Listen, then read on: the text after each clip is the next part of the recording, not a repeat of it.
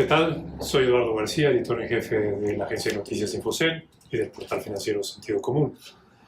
Me encuentro con Carlos Bravo Regidor, analista político, director de la maestría en periodismo también, del CIDE, para platicar del evento que está en boca de todo el mundo, el debate de anoche entre los candidatos a la presidencia que tuvo lugar aquí en México. Gracias, Carlos, por estar con nosotros. Al contrario, Eduardo, gracias por la invitación. Primeras impresiones. Vámonos por lo suavecito. El formato cambió, creo que le dio agilidad.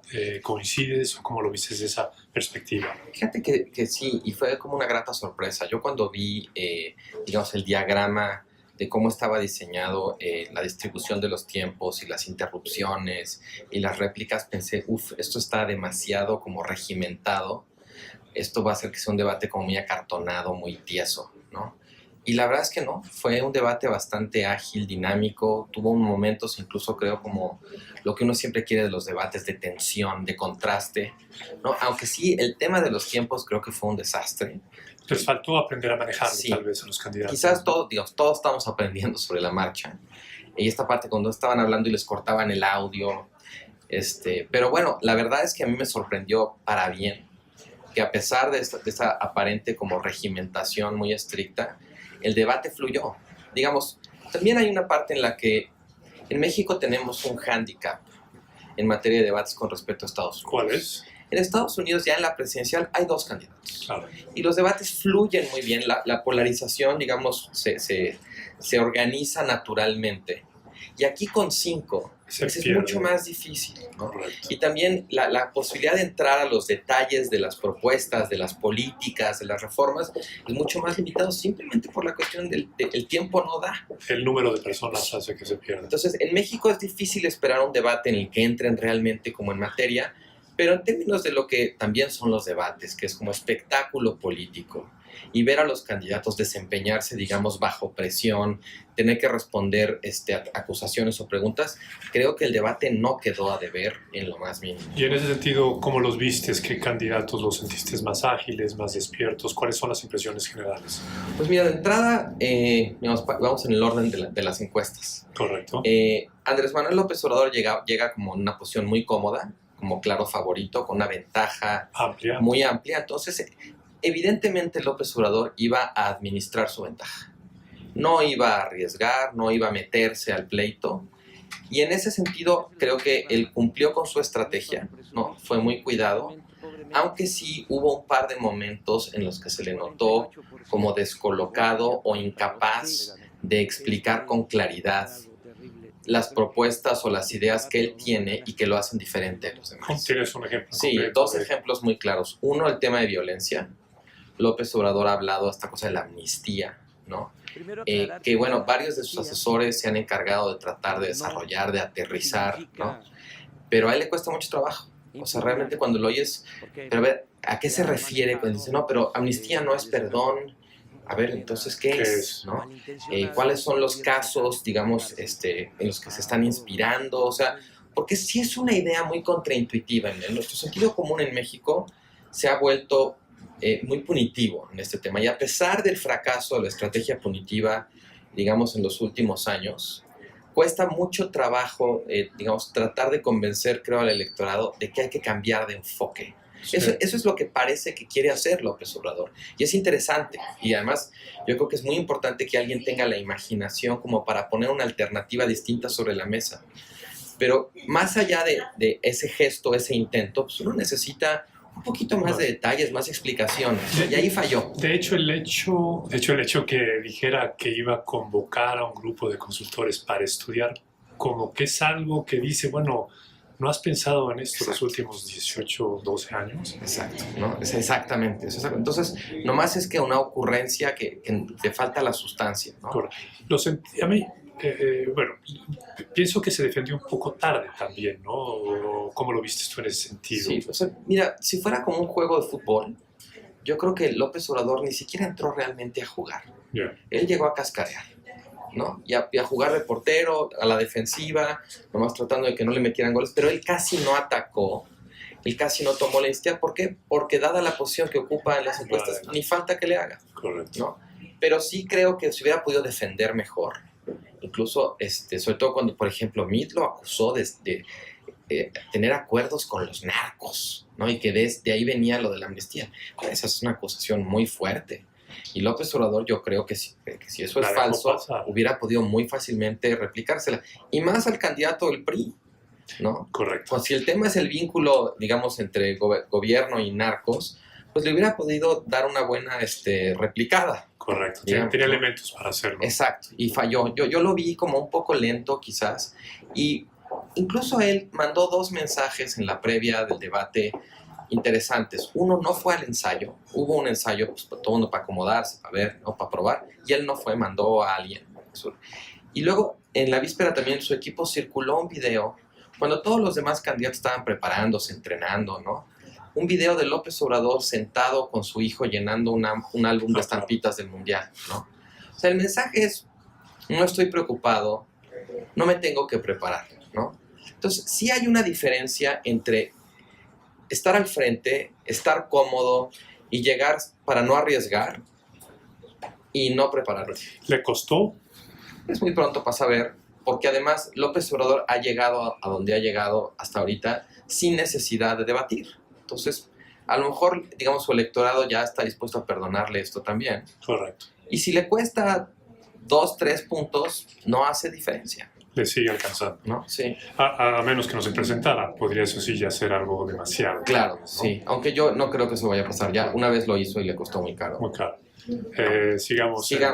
Anaya, yo creo que Anaya cumple con el objetivo de volverse a meter en la pelea. O sea, yo creo que Anaya no iba a desbancar a López Obrador, eso era poco realista, pero creo que sí iba, uno, a marcar un claro contraste con Meade. Por mucho tiempo se estuvo manejando esta narrativa de que iban empatados en segundo. Correcto. Cosa que en las encuestas ya no se ve, ¿no? O sea, no está muy lejos, pero Anaya va segundo y Meade tercero. Entonces, digamos que el movimiento de Anaya era, por un lado, despegarse ya de Meade, que claramente se viera que no estaban, digamos, peleando ya por el segundo lugar. El segundo lugar es de él. Y darle batalla muy directamente a López Obrador. Creo que lo logró. Correcto. Creo que le puso, digamos, 2 o 3 dardos bien acomodados. Cuando cuestionó, por ejemplo, el papel de figuras como Bejarano, como Ponce, como Bartlett, ¿no? Tú que te dices que no eres corrupto, mira a la gente a tu alrededor, que quieres romper como con el PRI, tienes priistas en tu equipo, ¿no? O sea, yo creo que Anaya, yo lo noté muy ambicioso, como decimos en México, muy echado para adelante, ¿no? Estudiado, ¿no? Pero con el objetivo de distanciarse de Meade, sí. Pero tampoco fue a la yugular. Yo creo que fue tan a la yugular como podía ir. Y creo que el gran acierto de Anaya en el debate es ya ubicarse como la alternativa para el voto útil ante López Obrador. Que es con lo que cerró su presentación. Exacto. O sea, el sistema electoral mexicano tiene una peculiaridad. La mayoría de los sistemas presidenciales en el mundo tienen una segunda vuelta, ¿no? Hay una primera elección donde van muchos candidatos y los 2 punteros luego se vuelven a enfrentar una segunda vuelta. México es de los poquísimos países presidenciales que no tiene eso, pero entonces lo que suele pasar en las elecciones mexicanas es que hay una suerte como de segunda vuelta de facto. Al interior de esta elección de muchos. Exacto. O sea, ya como que se empieza a cerrar la competencia entre 2. Y creo que ayer lo que vimos fue el principio de esa dinámica ya muy clara donde la elección se va a resolver entre Anaya y López Obrador, con López Obrador muy fortalecido y Anaya, bueno, tratando de recuperar el paso después del tropiezo que implicó en términos de su crecimiento la ofensiva de la PGR en su contra. ¿Te sorprendió que se pelearan todavía Meade, Anaya, Margarita, Anaya, un poco todavía como que se distrajeron del objetivo que era Andrés Manuel, ¿no? ¿O no? Mira, no me sorprendió porque sí los vi muy concentrados en atacar al observador. Hoy en la prensa se publican un par de ejercicios contando como los ataques y es claro que todos iban contra el observador. Es normal. Es perfectamente normal, no es una conspiración. No tuvieron que acordarlo, o sea, es un comportamiento estratégico. El montón era esperado. Pues claro, todos contra el que va arriba, ¿no? Normal. Incluso te diría que me sorprendió que de pronto se distrajeran atacándose entre sí. Supongo ahí que era como aprovechar ciertas oportunidades de contraste. De la semana corrió un rumor, Castañeda le dio un poco de vuelo de que pues podían acercarse el PRI y el PAN, ¿no? O sea, como que podría hacerse una coalición ante López Obrador. Yo veo difícil eso, no porque las élites de las coaliciones no se pudieran poner de acuerdo, porque sabemos que se pueden poner de acuerdo, sino porque el voto no se trasvasa automáticamente. Claro. Y de hecho yo creo que si se unieran, se hacen daño. Harían más fuerte a López Obrador. O sea, López Obrador tiene un as bajo la manga de si eso pasa. ¿Se acuerdan que llevo 20 años hablándoles del PRIAN? Helo ahí. Sí. Y eso sería un argumento muy poderoso a favor de López Obrador. Correcto. Pues vamos en orden. Con Meade, supongo, ¿no? Sí, yo creo que Meade es el perdedor del debate. En general, mira, yo creo que Meade podía hacer dos cosas. Una que era de alguna manera la heroica, que hubiera sido tratar de meterse en la competencia otra vez, de desbancar a Anaya y reclamar él el segundo lugar. Muy difícil, pero bueno, o sea, le echó sus ataques a Anaya muy poco, digamos, efectivos, me parece poco contundentes. Entonces, por ahí no pegó Meade. Pero había otra más modesta y más realista que era, yo creo, Meade podía intentar detener su caída en las preferencias, porque desde que empezó la campaña, Meade ha venido cayendo. Entonces yo creo que si Meade hubiera dado un buen debate, a lo mejor hubiera podido crear una circunstancia un poquito más propicia para ya no perder tanto, ¿no? Creo que tampoco lo logró. Yo creo que Meade no es un buen polemista, no es un buen orador, no tiene un buen manejo de la voz. No sé si notaste como que es muy plano, habla como en un solo tono. Lo lleva haciendo desde hace muy monótono. Y eso en un debate pues, es kriptonita. Claro, te tienes que molestar o energizar. O sea, lo que hacen en un debate es un performance. Pero bueno, un poco déjame preguntarte una teoría, hacerte una especulación con base en lo que dijiste antes. Meade no logró este objetivo de evitar su caída. Uh-huh. ¿Podría entonces, sin hacer un acuerdo explícito, uh-huh, como que dejar de ser competitivo para, por acuerdo de las élites, dejar que Anaya florezca? Mira, me cuesta trabajo pensarlo porque en la elección presidencial no está en juego nada más la presidencia. Los politólogos que estudian estas cosas tienen muy visto que hay lo que se llama un efecto de arrastre, un coattail effect. Que lo vemos en el caso de López Obrador con los senadores y diputados. Exacto. Y gobernadores. Siempre lo hay. En las elecciones presidenciales el efecto de arrastre que tiene la candidatura presidencial sobre otros puestos en disputa, sean legislativos, gobernadores, ¿no? Entonces yo creo que el problema, digamos, con simplemente asumir que Meade ya, digamos, se guarda para dejar que Anaya suba, es pues que va a perder el efecto de arrastre. Y ahí, digamos, yo creo que los priistas tienen un argumento para decir, pues perderás tú, pero al menos ayúdanos a no perder tanto a nosotros, claro, ¿no? Claro. O sea, finalmente, lo que podía haber hecho Meade, digamos, el pase desesperado en el fútbol americano, el Hail Mary, ¿no? Sería romper con Peña Nieto, ¿no? Porque ese es el gran lastre que él viene cargando. Su falta de credibilidad cuando habla de corrupción o de combate a la inseguridad, porque él viene trabajando en un gobierno que da muy malos resultados en ambos temas. Su Hail Mary sería romper con Peña Nieto. No lo hace y no parece que lo quiera hacer. De pronto tiene unos gestitos, pero son de tanta sutileza cuando lo que necesita es ser contundente que hasta creo que son contraproducentes, ¿no? Entonces yo creo que en ese caso no rompe con Peña Nieto, y si hiciera eso que decías tú, esta hipótesis como de que deliberadamente perdiera competitividad para dejar crecer a Anaya, rompería con el PRI. Y ahí sí ya es... Entonces, ¿en qué se sostiene su candidatura? Si no tiene a Peña Nieto, si no tiene a los priistas, ¿qué tiene? Correcto. Pasemos a quien te gusta. Bueno, Margarita Zavala. Yo creo que Margarita Zavala me sorprendió porque la vi como muy nerviosa. Como esforzada, ciertamente como que fue de menos a más, pero la vi como desentonada, realmente como que no, para mí no acaba de cuadrar la candidatura de Margarita Zavala. Y eso puedo concluir que es benéfico para Anaya en el sentido que muchos pensaban que Zavala le iba a quitar votos a Anaya. Yo creo que se los quitan, o sea, yo creo que hay un panismo como muy tradicional, muy duro, que ve con malos ojos a Anaya, lo ven como un advenedizo, como un traidor, ¿no? Como un verdadero panista. Pero ese ya estaba, ¿no? No crece con Margarita ahora en este resultado. Sí, no, o sea, yo creo que esos panistas están con ella y probablemente se van a morir en la raya con ella, ¿no? La pregunta es si Margarita puede crecer, ¿no? Yo no creo que como resultado de su desempeño en el debate eso vaya a ocurrir, aunque tampoco quiero exagerar la importancia que puede tener el debate, ¿no? Finalmente es un debate televisado un domingo por la noche.